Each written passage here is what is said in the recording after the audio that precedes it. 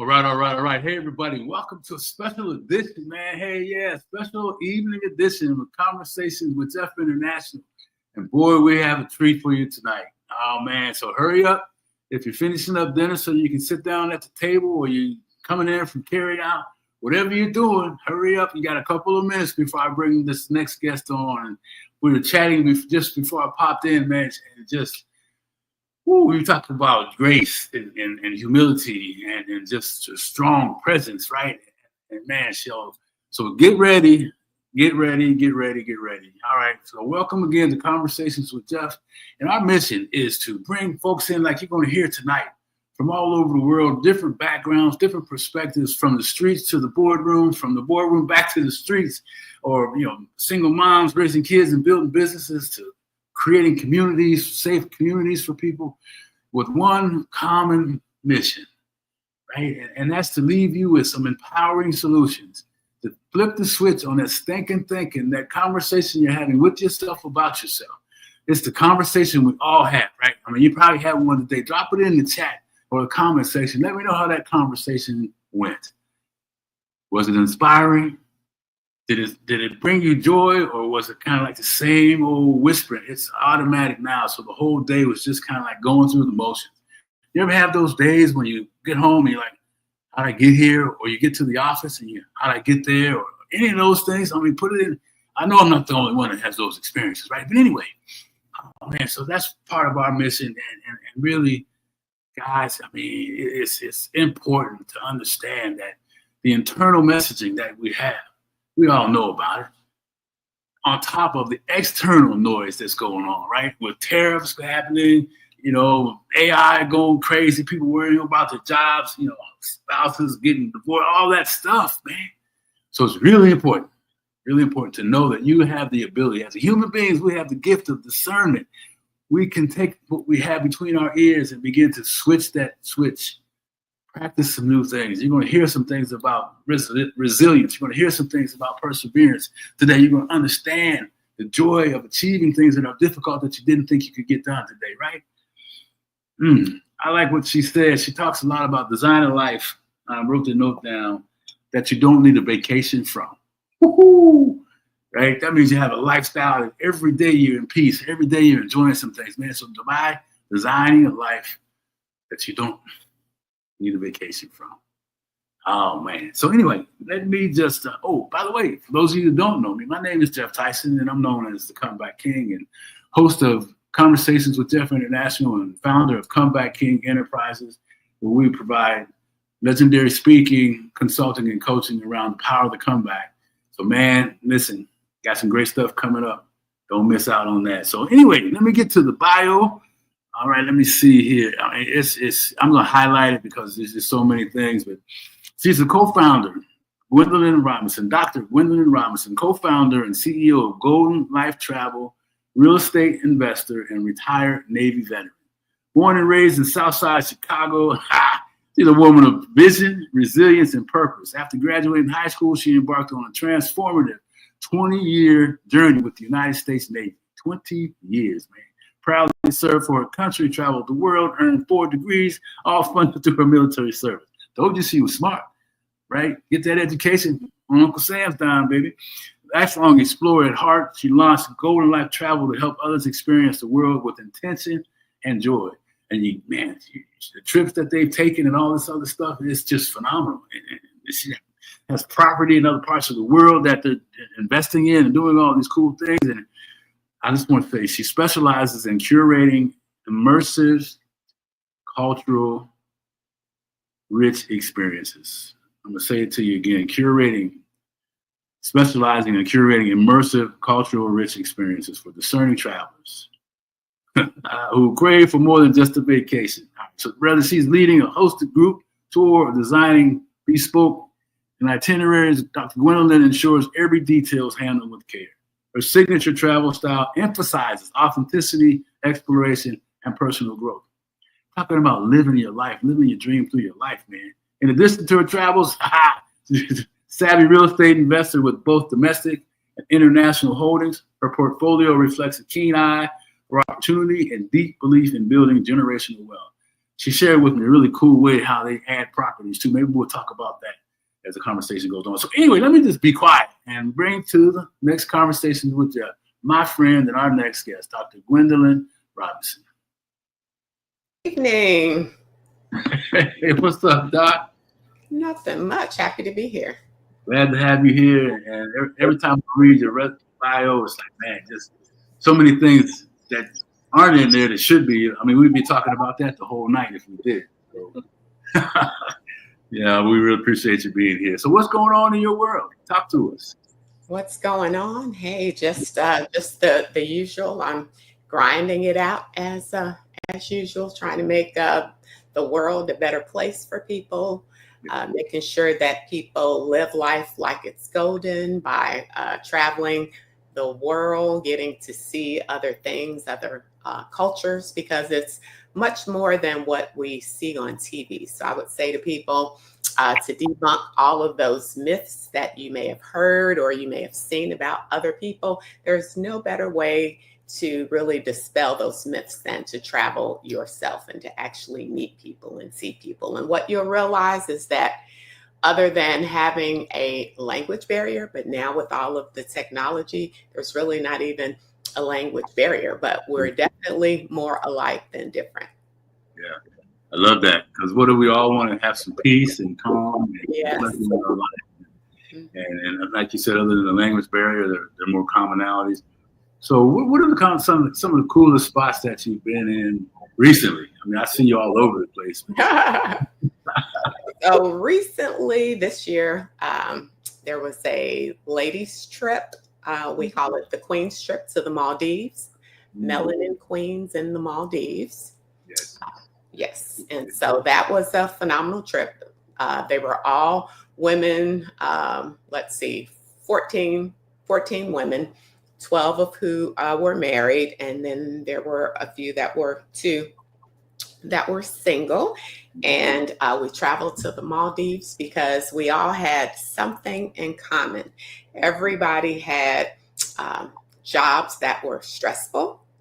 They had family responsibilities that they simply just needed a little bit of a break from. Like, we love all those things we do for our family, you know, the kids, the husband, the grandchildren, whatever, the pets, all of that. We love to do all those things. But every now and then you need just a little reprieve from that. And so all of us had that in common. We were tired. We were exhausted. We wanted to just focus on ourselves, engage in some self-care, get to know ourselves as individuals again. And I tell you, we had a phenomenal time. Many of the ladies had never met until the trip, but now they are connected for life. And that's one of the goals, to connect people for life. You know, I love that. And as I'm listening to you talk, you know, there's so many things that moms inherit, whether the moms, wives inherit traditionally, and there's this thing I hear a lot too, Doc, and you can maybe talk about that, where women are kind of a little hesitant to take that kind of trip, take that break away from everything and do that. What do you tell those women that are like that? I tell them to stop overthinking it, because as a woman, we spend so much time taking care of everybody else, and we kind of get lost in the shuffle. And we always think that people cannot do without us. The husband can't do without us for a week, the kids, the job, nobody can do without us. But the reality is, yes, they can all do without you. And if something happened tomorrow, people would be sad for a while at work. They'll have a moment of silence, and within 48 hours, they'll have somebody sitting in your seat. Yeah. Right? They'll have someone sitting in your seat acting until they find a permanent person. So we all have time. You have to make time, and we have to stop thinking that everything and everybody can't live without us, can't do without us for a week. So it's essential that we all take some time for ourselves, whatever that looks like. Yeah, you know, it's essential, and I keep staying in this space for a minute, because so many people that are like, oh, I'd like to do that, or now it's the husbands. Fellas, how many of you are volunteering and freely supporting your spouses if the ladies are married, encouraging them to go? Because what do you, do all the wives, did they all get encouragement from their partners that were married and everybody, hey, go ahead and go? Or were there some of us like selfish and want to kind of, be passive aggressive and not really encouraging them? Well, believe it or not, the ladies that were there all said their husbands were encouraging and saying, hey, honey, you need a break. And I'm like, wow, that's wonderful, because that's not always the case. And I've had to talk to people's husbands before, about a trip and what we were going to do while we were there and things like that. But like I tell everybody, we're good, God-fearing, wholesome women, and when we're on a ladies trip, we are bonding, connecting, just falling in love with ourselves again, having a great time and bonding with other women who understand exactly who we are and our struggles and all of those things. So it's a great time. And I think that everybody needs that time. Women need that time. Men need that time, because, they have a huge responsibility as well. I know my honey-do list is always several pages long. So I encourage my husband, hey, you want to do a golfing trip? What would you like to do? Because I think that everybody needs an opportunity to engage in self-care. I always say self-care isn't selfish at all. Man, that's beautiful. I love that. And it's important. I mean, like you said, everybody should. And the more we can do things for ourselves like that, I believe it just makes the unity that much stronger. Absolutely. And more encouraging. And after all, we're all meant to do the best we can as individuals, and then be the strongest couple we can be. So now you're traveling, but has it always been that kind of thing for you? I mean, when you were in the military, did you get a chance to travel the world too then, or was it something different? Yes. So I went into the military at 17. So I left Chicago, left Pastor Chu's house at 17. And so because my dad was a pastor, he really didn't want me to go to the military. It's like, women don't go to the military and this and that. And so people then had a lot of preconceived notions about what it was like in the military for women and things like that. But I knew that God had something greater planned for me than staying on the south side of Chicago my entire life. So after a lot of convincing, my dad signed the paperwork. I was able to enlist because I was 17. I had to have parental signature. And so finally he agreed and he allowed me to go. So I went to basic training in Orlando, Florida.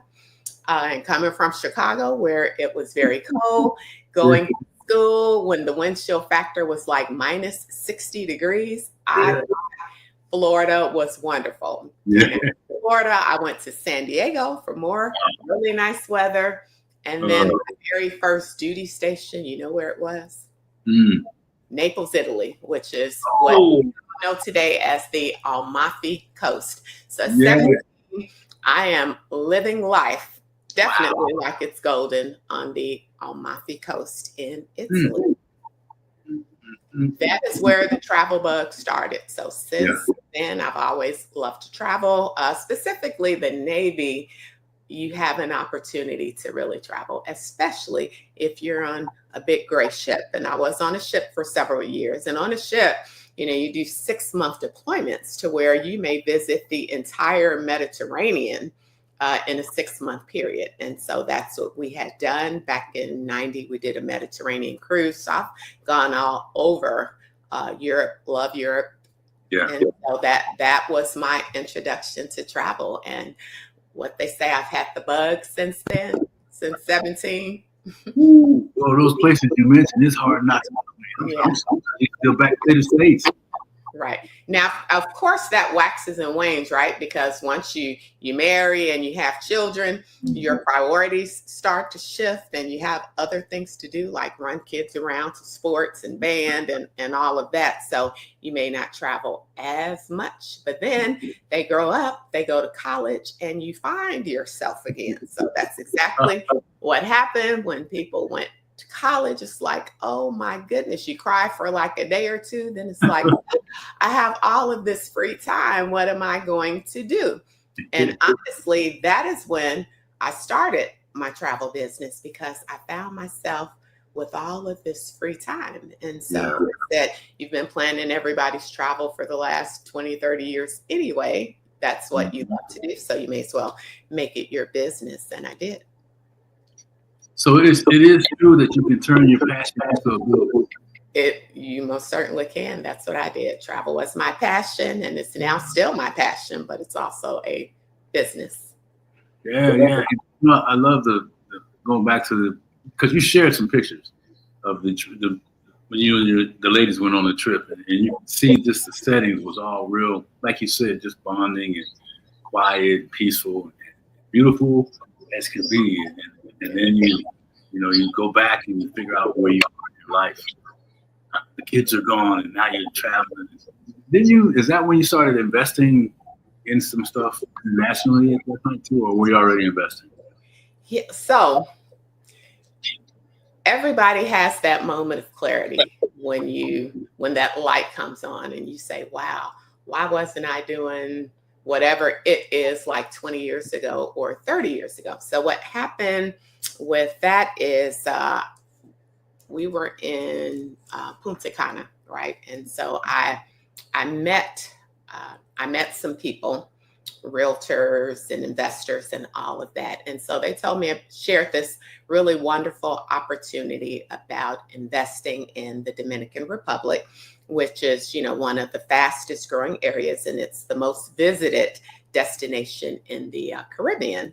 Yeah. And so she's like, well, you really need to come over and take a look at it. And so we went, took a look at it, immediately just kind of fell in love with it. And so we started investing there in Punta Cana in the Dominican. And it's been wonderful. And of course, we asked ourselves, I spent 20 years in the military, my husband spent 30. And we're like, why didn't we do this sooner? But as they say, you don't know what you don't know.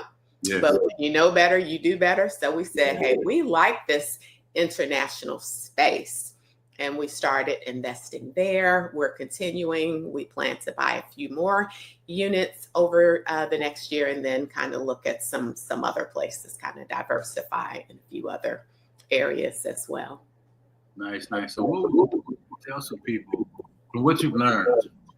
What would you tell some people that are like you were when you first started that might help them maybe move a little quicker or make better decisions if that's such a thing? What would you tell some newbies?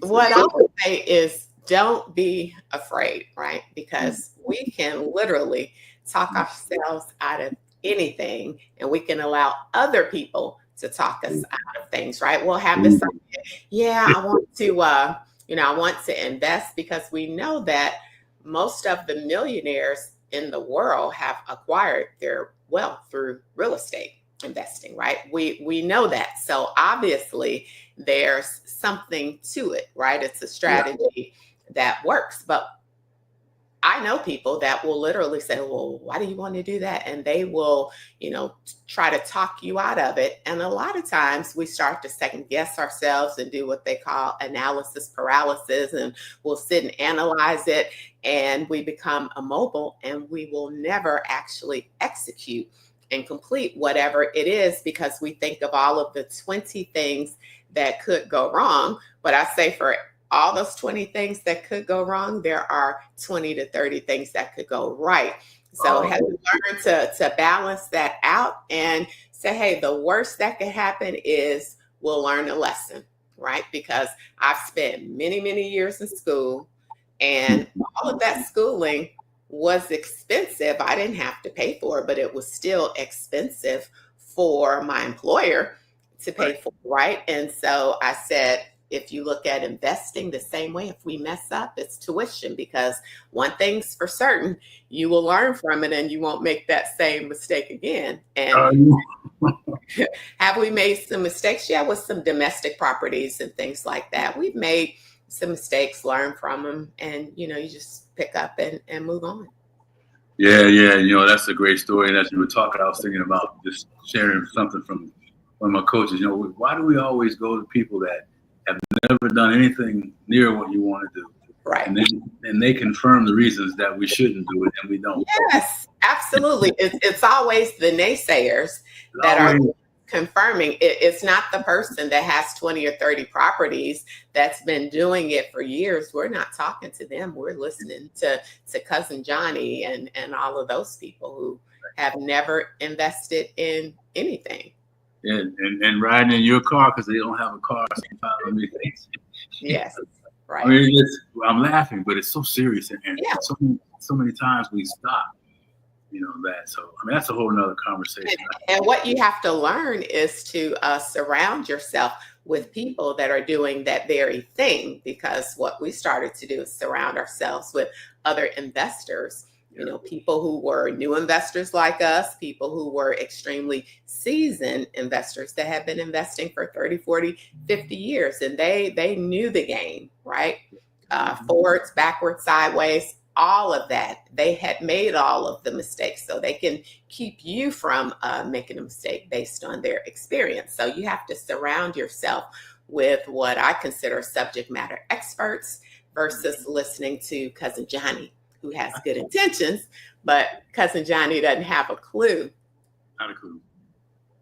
So how do you, I mean, that's easy for us to say that because we've been through some things. How do you tell that person that sees that circle of influence and then they compare themselves to where they are and they're hesitant? What can you share with them to kind of step out into that space and shake that hand to that person they need and stop talking themselves out? What can you say to them?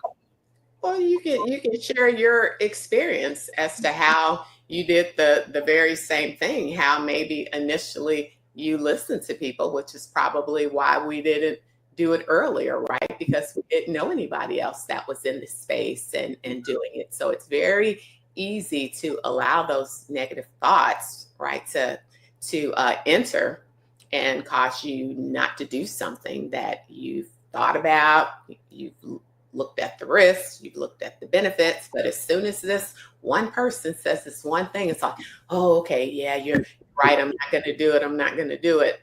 And so I would share that experience. Now I don't listen to somebody that's not well experienced in this space. Same thing with travel. I surround myself with people who have been in the game and they're very successful at it versus somebody that's saying, well, I want to do it. I've been wanting to, do it for 15 years, but I didn't do it for these 100 reasons, right? It's the same in anything you do. There's always naysayers. There's always somebody that wants to talk you out of it. But you have to decide for yourself, this is what I want to do, and you have to just do it at some point. And that timing is different for everybody. And what I firmly believe in, it's never too late to become a millionaire. You can wake up at 100 and say, I want to be a millionaire for the rest of the time I have on this earth. So whatever that time is, you're allowed to have goals, and you should have goals. So this thing about, oh, you're too old, you should have started 30 years ago, probably, but I didn't. But it's okay that I started when I did, and I'm perfectly okay with that. Now, the difference is, of course, when you start getting to that fourth and fifth decade, well, for me, I look at things differently. My husband and I look at things differently. So whereas maybe 30 years ago, my risk tolerance would have probably been extremely high. Now it's more balanced because I know that there's fewer years left to recover. So everything is going to be more of a balance versus an extreme in either direction. I love that. And that's so good. I hope folks were listening and go back and replay that little session in there. I mean, there were so many nuggets around surrounding yourself with the right people. Proximity is power, no doubt about it. When you were talking, I was thinking about starting my first business. I went to A players in the same industry. How'd you do it? Right? How'd you do it? Well, how can you help me? But there's something around pride that gets in the way sometimes, where we. Yes. Now that is very true, because what happens is, if you're a professional in whatever industry, like your profession in your industry, and you decide you want to pursue this passion, or you want to open a business, or you want to start investing. And so sometimes People think that they're too smart to learn something from somebody else. Yeah. Right. Yeah. And so we don't always want to listen to what this other person has to say because they learn from the school of hard knocks. And so we don't always value what they say. But guess what? They went to the school of hard knocks and they're millionaires and billionaires. And billionaires. That foot into a formal college or university. Not one. Not one step, but that, and you talked about me a little bit because, when I was younger, I'm like, I'm going to figure it out myself. I'm going to have my own business and build my business. And, I understood eventually that, I need to invest in myself through education because money loves speed. And like you're saying, why be a dum-dum and bump your head when somebody's telling you how to not bump your head, right? But people don't, and you talked a little bit about that.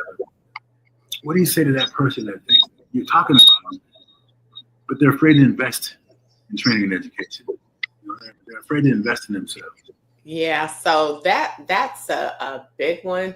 That's a huge barrier for people, right? And you really have to just kind of break it down. Can you go out there and read books and learn things on your own? Absolutely. Anytime I have a goal to do something, I totally immerse myself in that particular topic and subject. So I'm going to go online. I'm going to find every resource I can find, every book I can read, every lecture that's out there on YouTube University and all of that stuff, right? But that only takes you so far. So at some point, you have to actually invest in some training that will develop you and take you to the next level, so that it may work superficially and initially, but there comes a time when you'll have to elevate your knowledge. So you're going to have to go and pay for training. And I have to tell myself, I'm like, okay, you have to invest in yourself and you're going to have to go and pay for this education. Now, are there people out there taking advantage of others?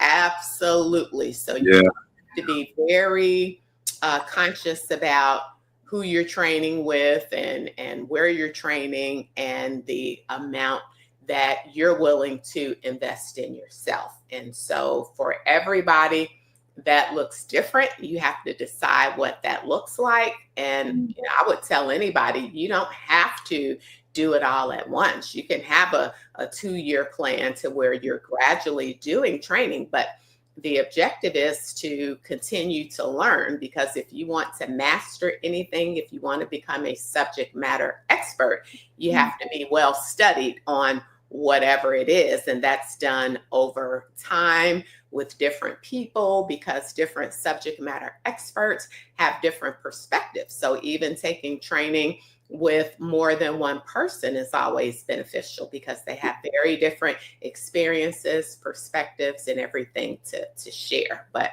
I think that education and training should be part of your budget, right, for development, because there's this saying, we should never stop learning until we stop breathing. So as long as in our bodies, we should be learning something. The mind should constantly be active. When your mind is stagnant and you fail to learn, you should be really concerned.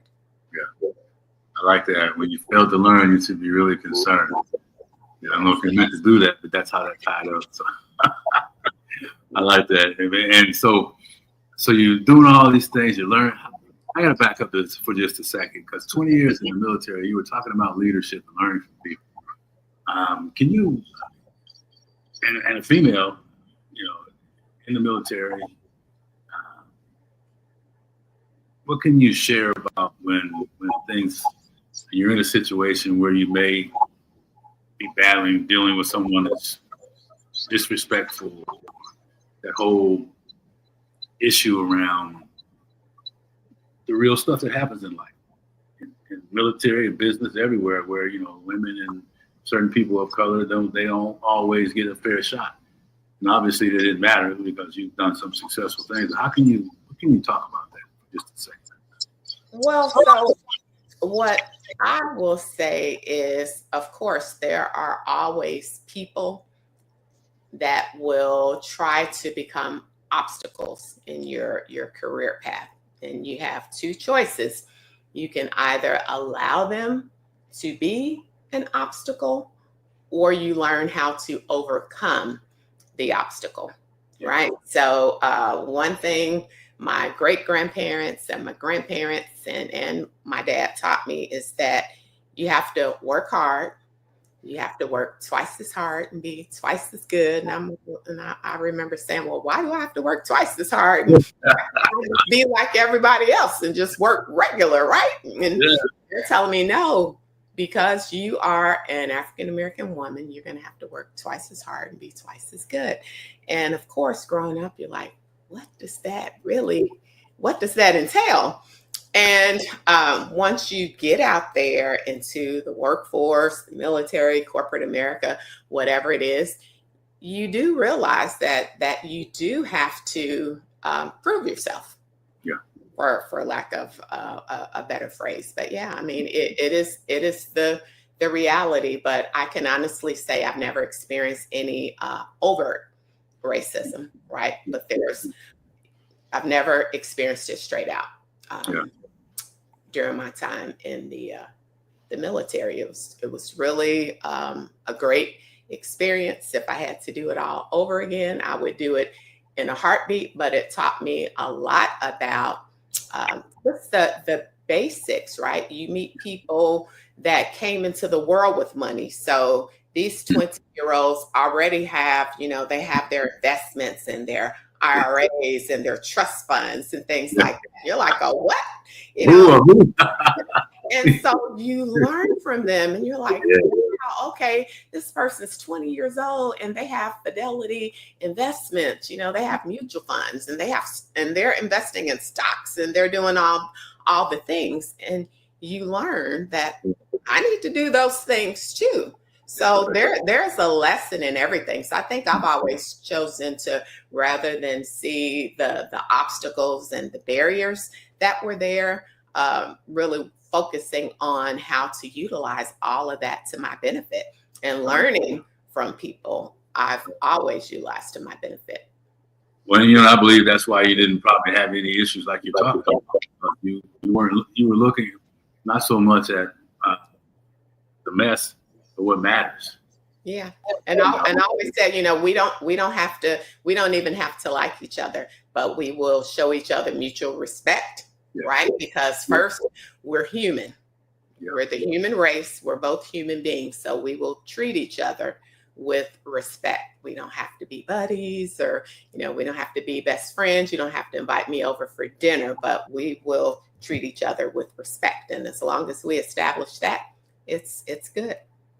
It makes a difference. Mm-hmm. I mean, we share similar paths. So, I say kudos to you.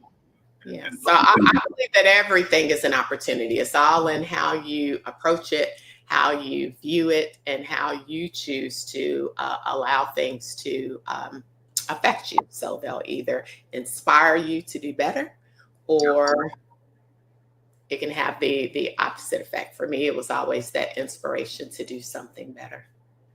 I love that, the inspiration to do something better. It's a choice we make. And stop going to cousin Leroy and asking him or that circle. Yeah, stop that. And push yourself to be uncomfortable in spaces and bring value. I mean, you brought value in those circles. And it applies to every aspect of life. I'll give you another example. So as a married woman, right, if I have some challenges that I want to talk about in marriage, right? I'm going to seek out somebody that's been in the game 50, 60 years, right? They've been through it all. They've done it all. They have all of the stories to prove it. So that's who I'm going to seek out to pour into me. I'm not going to go and ask someone that doesn't have that same experience, because the approach that they're going to use and the advice that they're going to give me is going to be very different from that person that's been in the game for 60 years, that's been married for 60 years. Doesn't mean those 60 years were perfect. but they obviously know how to work through disagreements, work through conflict, and all of that. So that's the story that I want to hear. How did you overcome these obstacles? No, anytime I get around somebody, not that I'm a youngster anymore, but someone that's got some years on them, and they're willing to sit down and talk about their lessons that they learned, like you're talking about. But we always go to, like, the fellas will go hang around all their single buddies, and get advice from them. Mm-hmm. That's doing. I wouldn't take that, man. I wouldn't do this. I wouldn't do. You don't even have a wife. What do you mean? There might be a reason that you don't have one. I don't know. I'm just saying. Yeah, lots of them. There's Paul, Leroy, everybody that he's hanging around, right? Because it's just how we associate. So I really appreciate you, allowing me to kind of just weave back and forth and how you're tying all this stuff together, because it really, it just shows that, man, it hasn't been easy to sit there and be who you are today, but you've had a different attitude about it.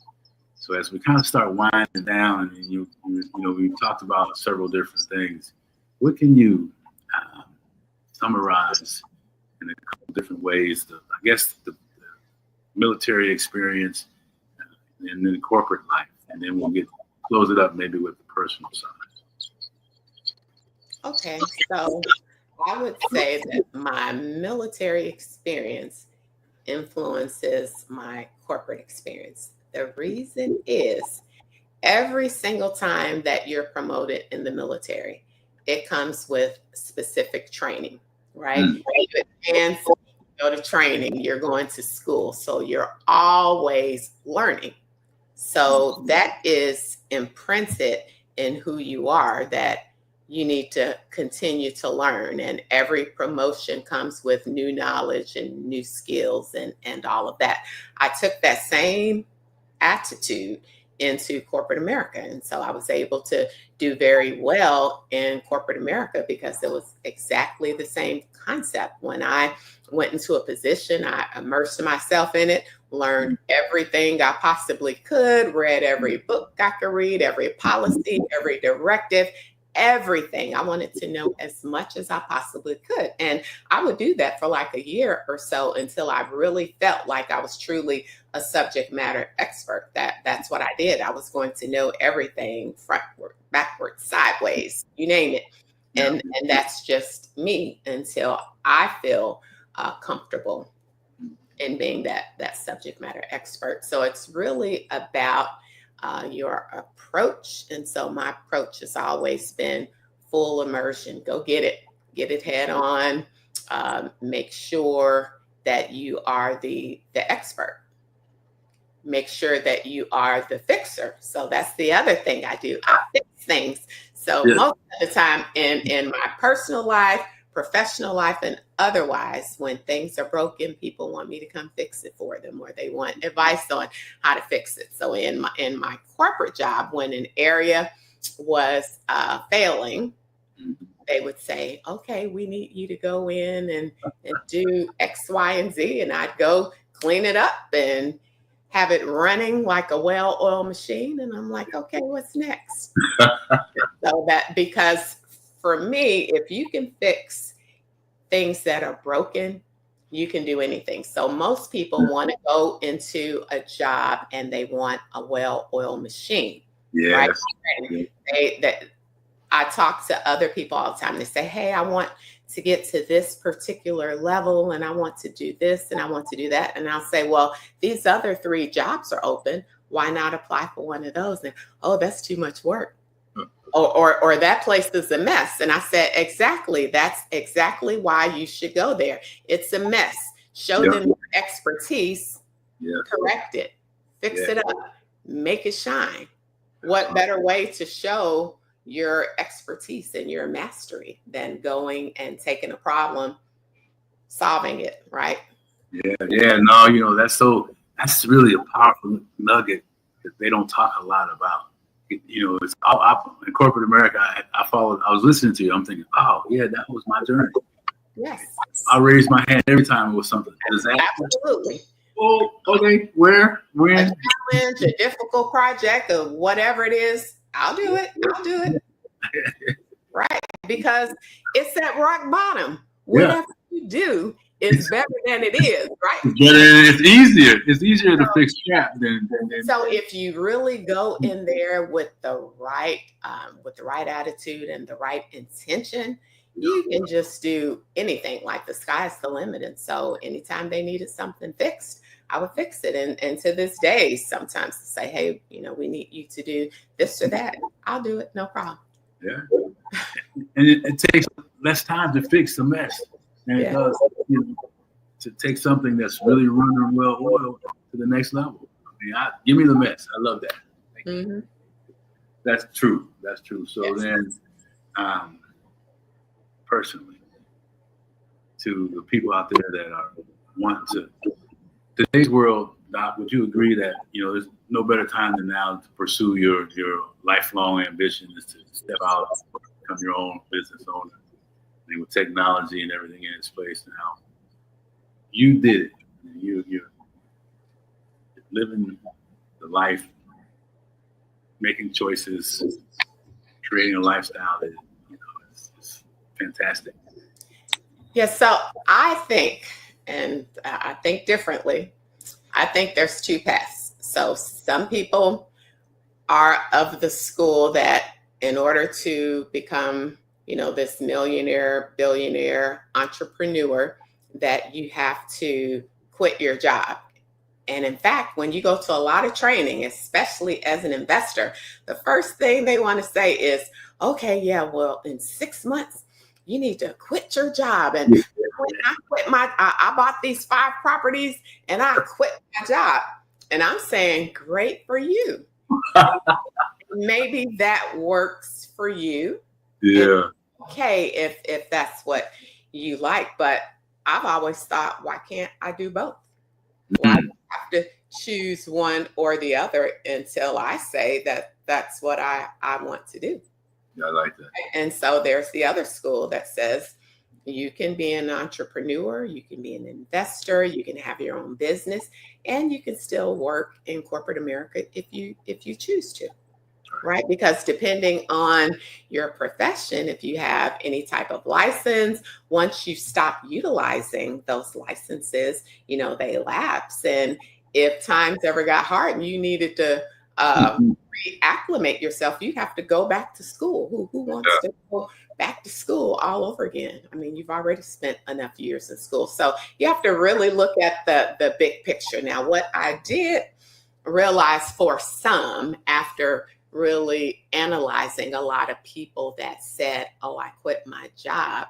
Well, the jobs that they quit were of a certain range, right? Yeah. So it was easy to maybe replace that income.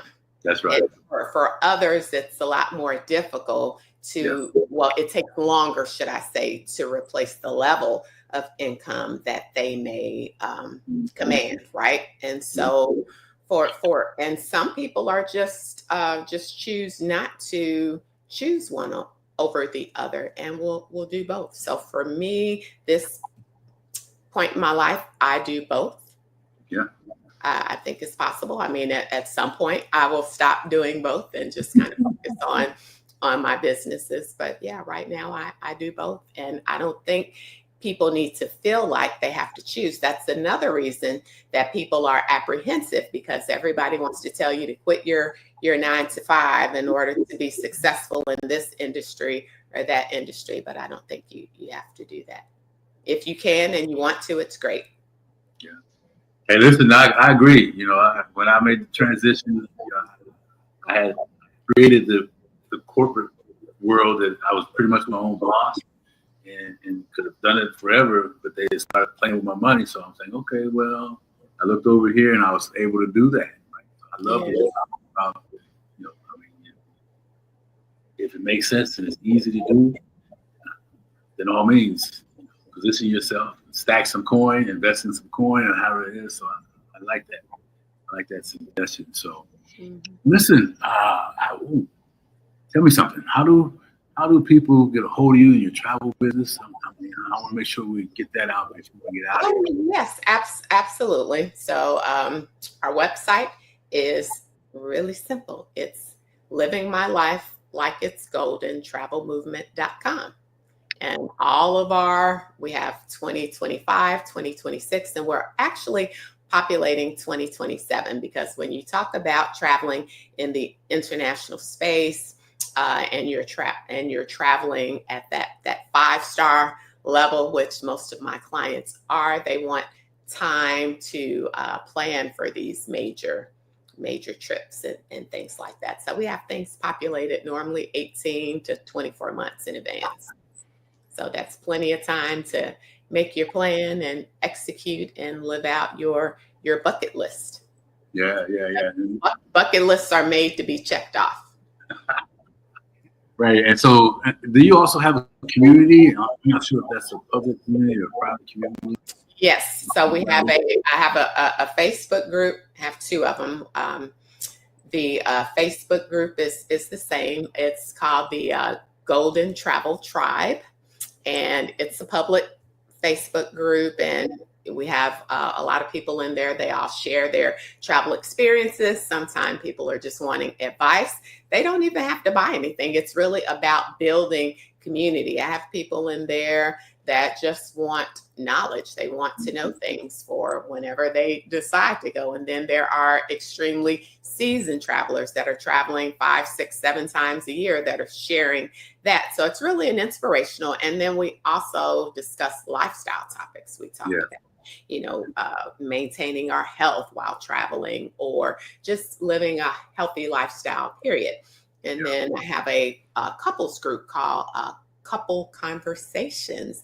And the intent of that group is to keep people married, right? Marriage is not easy. It's wonderful. We all love it, but there are some challenges. And I think if people had a community that talked about all of the hard things, that we would probably have a much lower divorce rate in our communities specifically. But you don't always have those mentors out there or people just to kind of give you information. So the first response is to just quit, right? Yeah. I quit.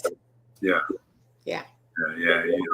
And so we have topics monthly about different things pertaining to marriage. We're getting ready to kick off our series next month. So we'll be talking about generational wealth. We'll talk about communication. We'll talk about love languages, because the way men communicate and the way women communicate is very different. But, there's also some biblical context to what men are commanded to do and what, women are commanded to do. So we talk about all of those things, just really nice, open and candid conversations, and how to play nice in the sandbox, right? Don't shoot below the belt because you're mad, because once whatever it is comes out of your mouth, you can never take it back. And all the sorries in the world will never be able to take those words back, right? So we talk about all those things. We talk about blended families, and how do you blend families? What does that look like if you marry a woman with children, if you marry a man with children, or both have children? And so now you're together and you have this huge blended family. So how does that work? Who has the last say so as it pertains to the kids? Yeah, that's you're going to raise the kids and all of that. And if you don't talk about those things, ideally you would get all of that straight before you say I do, but most people don't, right? That would be in the form of premarital counseling, where you would then walk through and talk through a lot of those things. Like, okay, well, you have 8 kids between the 2 of you. How's this actually going to work? When you disagree about something, how do you resolve that as it pertains to the kids? How do you handle this kid that says, you're not my mother, you're not my father? How do you handle that? as a couple, how are you going to deal with that? So we talk about all the things, and because those are topics that need to be discussed. We talk about menopause and how menopause affects women and what men need to know, because you have to deal with the woman, right? And we gotta know. Yes. A lot of times it's just lack of knowledge. They don't even understand that entire process. And then there's what I call menopause, right? So men go through some things too, and ladies don't always understand what the husbands are going through. But when men have comorbidities like diabetes, high blood pressure, it affects a lot of things that people don't want to talk about, right? And then the wife's wondering, oh, well, what's wrong, with me? There's nothing wrong with you, love. It is him, and he needs to, get checked out and do some things, right, so that other things can happen. They just don't talk about it and think it's going to magically disappear. Well, it's not going to magically disappear. You have to address it. So those are all of the things that we talk about in the couple conversations. I gotta get you on the show again and talk about that particular session. I love that whole thing. I mean, I think this is something that's really powerful, right? I mean, my wife and I, our daughter and her husband just went to a marriage retreat. So we're bringing them in, and they've gone a few years, So just that all that you share is just, oh man. Ooh. So I'm asking you now. I think about it. Come back and talk specifically. Absolutely, because I tell you, marriages is one of my favorite things to talk about, right? One of my absolute favorites, because I had to learn some things the hard way. Me too. I created some crazy, and I shared a little bit about that with you. So, wow. So tell me, is it living my life like it's golden? Like it's golden travel movement, doing business that's golden life travel. Okay, and the website is living my life like it's golden. Travelmovement.com. Movement? Yes. I think I got it right. Then just come back and listen to it again. But I put that on. I'm soloing it today, so I may have messed it up. So, Doc, listen. If you haven't been on my website, take a look at it. You'll find it quite inspiring. What you mentioned were ladies' trips, but most of what we do a lot of couples trips. Yeah. And there's a reason, because couples need that time together. How we talked about me time for women. Well, there's the whole me time for the couple, without the kids, without the in-laws, without the cousin Nene and all of those folks, right? Time for husband and wife, and the two shall become one, that sort of thing, right? So I've seen it. So if you're wondering about, there's some fabulous trips, and my wife and I are looking at some of the stuff that you guys have done, so we can't wait to be a part of that. In the coming years and stuff. So listen. Woo. This has been fantastic. Absolutely. Thank you. Pleasure's mine. Happy to have the opportunity to come and have my conversations with Geoff. Yeah. Well, Geoff is happy about you. So tell us in a couple sentences, what do you want people to walk away with right now? We've dropped a lot of stuff. If you could summarize it in a couple of sentences. If I could summarize it, it would be to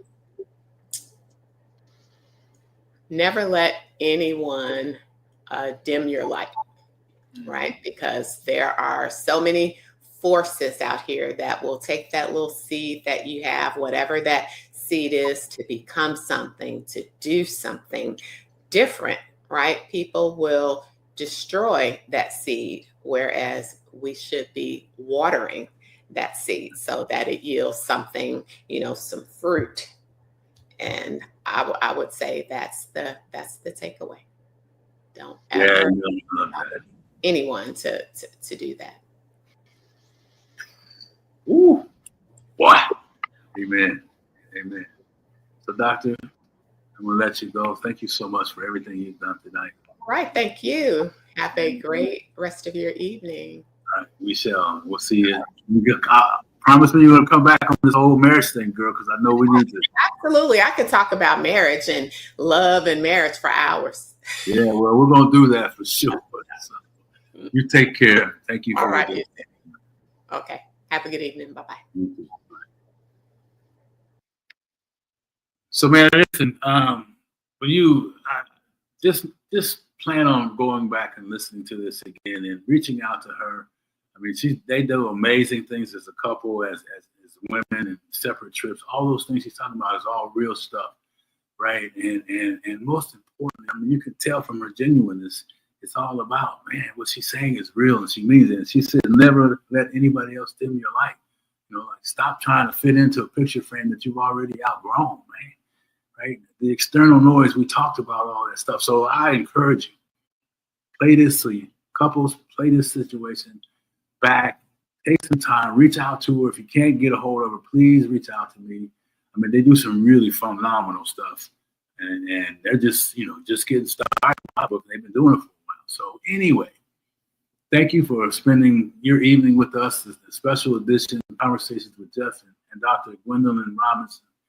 And as I always say, don't let nobody steal your purpose. Don't let nothing stop you from reaching your destiny. You shall not be denied.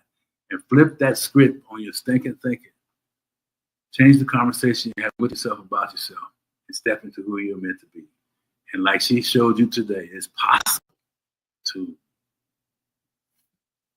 live your life the way you want to and not have to have a vacation to reset your world. All right. See you on the next episode. We got some great things coming. Pay attention to the ads that are coming out. Have a great night.